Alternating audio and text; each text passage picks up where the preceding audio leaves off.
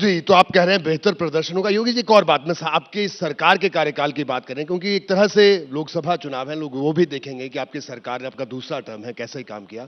अर्थव्यवस्था की आपने बात की। आपका जब पहला टर्म था, तब भी आपने कहा था अर्थव्यवस्था पर, आपने कहा कि प्रदेश की अर्थव्यवस्था पर काम करने की जरूरत है।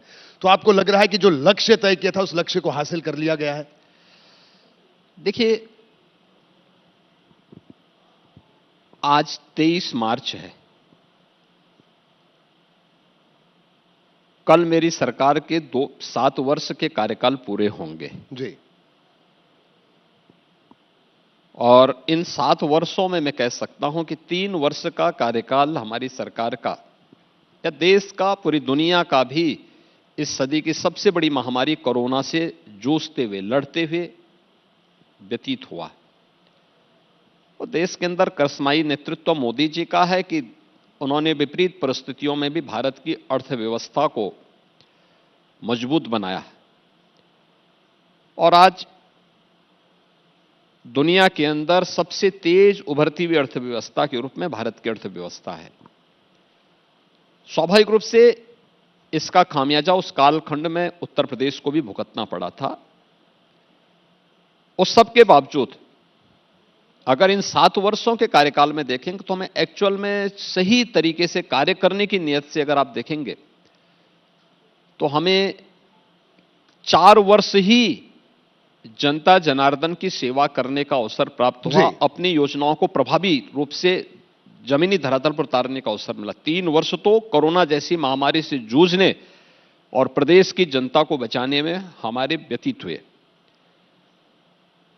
खैर, वो जनता जनार्दन की सेवा का एक अवसर था, एक चुनौती थी, तो उस चुनौती में अपने आप को साबित करने का भी एक अवसर था।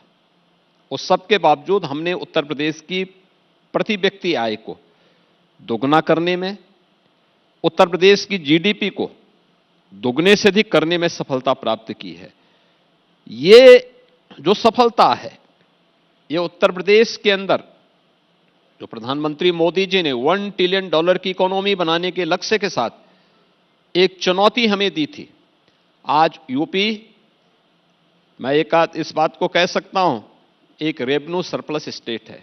जी। उत्तर प्रदेश अगर इन विपरीत चुनौतियों के बावजूद, एक समय था 17 के पहले जब हमारे पास वेतन देने के लिए पैसा नहीं था, कोई बड़ा बैंक या वित्तीय संस्थान उत्तर प्रदेश को पैसा देने को तैयार नहीं होता था, किसी का उत्तर प्रदेश पर विश्वास नहीं होता था। आज अगर मुझे कोई बड़ा प्रोजेक्ट करना हो जी, तो मुझे नहीं लगता है कि दुनिया का कोई भी ऐसा बैंक या वित्तीय संस्थान नहीं जो लाइन में खड़े होकर के ये ना ऑफर करता हो कि साहब हम इसमें फाइनेंस करना चाहते हैं, हमें अवसर दिया जाए इसमें।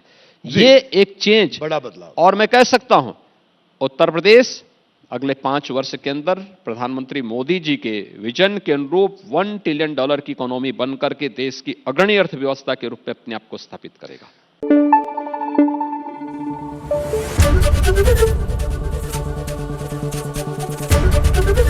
एबीपी न्यूज आपको रखे आगे।